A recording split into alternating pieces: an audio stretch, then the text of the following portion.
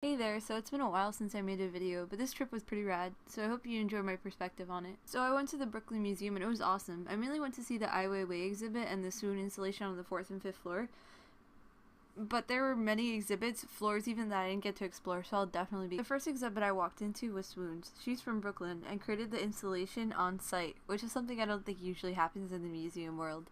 Took them 2 days just to paint the room. They built this tree here and dyed all the materials that make the tree by themselves, which I think is a sign of dedication to one's artwork. Also, check out these boat things. People actually lived on them.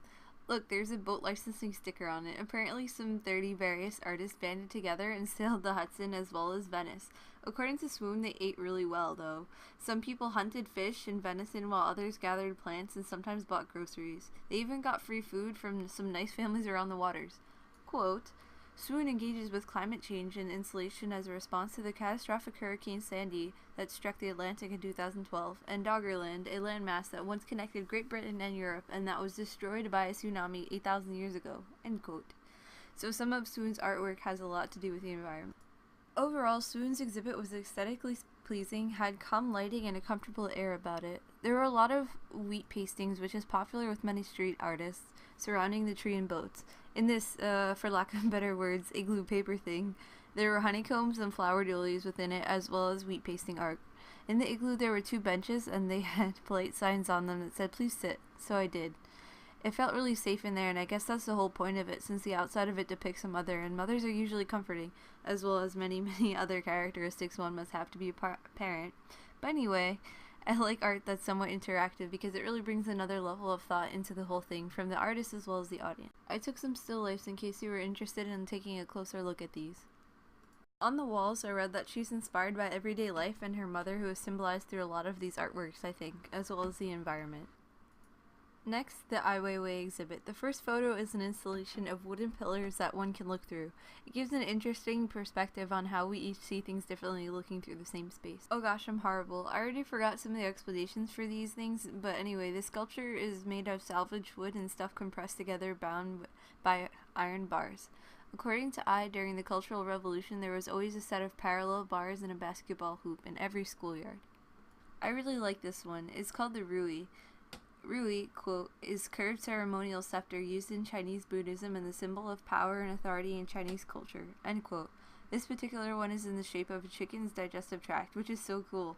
The fragility of the material I used to make this suggests that it symbolizes a mix of power and grace. These 3 little houses are made out of compressed tea. The floor is also tea leaves. Each one of these cuties weighs more than a ton. You could say that's a ton of tea. The tea room constituted the social center of traditional Chinese culture. So Ai Weiwei inscribed a Coca-Cola logo on a super old pottery vase he found at an antique market. It blends different areas of society and global branding as well as marketing. The wallpaper of this room has to do with Liu Ximei, who was kicked out multiple times and tossed out on the street with all of her belongings for having AIDS as well as being an AIDS awareness activist. I took over 3,500 photos of their stuff and reenacted the placement of their luggage. There was also a documentary on this called Stay Home in 2013 concerning Liu and AIDS discrimination, but I didn't have enough time to sit and watch it, unfortunately. These crabs represent the restrictions of individual expression and freedom of speech in Chinese society. Hengxi literally means river crab, also sounds like the word for harmonious, apparently, which is part of the Chinese Communist Party slogan, quote, the realization of a harmonious society, end quote. Ai Weiwei invited guests via Twitter to a feast of 10,000 crabs to protest government control of information, but Ai was placed under house arrest for his actions, so he was unable to attend his own feast. Approximately 90,000 people died or went missing May 12, 2008. Sichuan earthquake made schools collapse, scattering children's backpacks across the quake area. The snake is laid out in memory of those who perished in the disaster. Various sized backpacks were used to symbolize the different ages of children who were using bars recovered from the rubble of the collapsed schoolhouses following the earthquake. I had each piece meticulously straightened out. The large gaps in the piece are meant to suggest both fissure in the ground and a gap of values. The massive work serves as a reminder of earthquake and expresses Ai's concern over society's ability to start over, quote, almost as if nothing had happened. Through the internet, I invited people from around the world to submit recordings of themselves reading the names of students who died in the Sichuan earthquake, quote, A name, he explained, is the first and final marker of an individual's rights, one fixed part of ever-changing of our human rights. A name is the most basic characteristic of our human rights. No matter how poor or how rich, all living people have a name, and it is endowed with good wishes, the expectant blessings of kindness and virtue." End quote.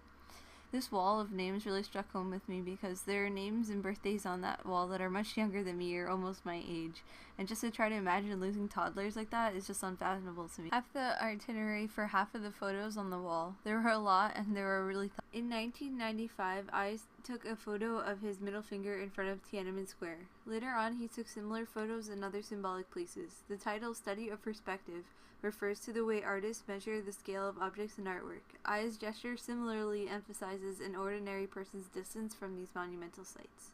This is one of the hanging photos. Spoiler, that's Tan Dun in this photo, composer of the Internet Symphony, which boggled my mind because I didn't know they were friends, which is awesome, but kind of makes the world feel smaller when people from separate professions know each other well and both become successful. And of course, the photo strips of the breaking vase and the multicolored vases in front of it.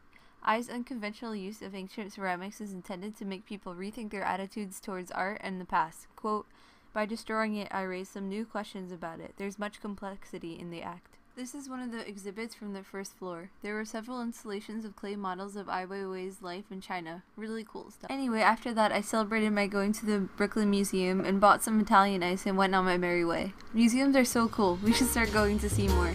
See you around. Hope this was informative and entertaining.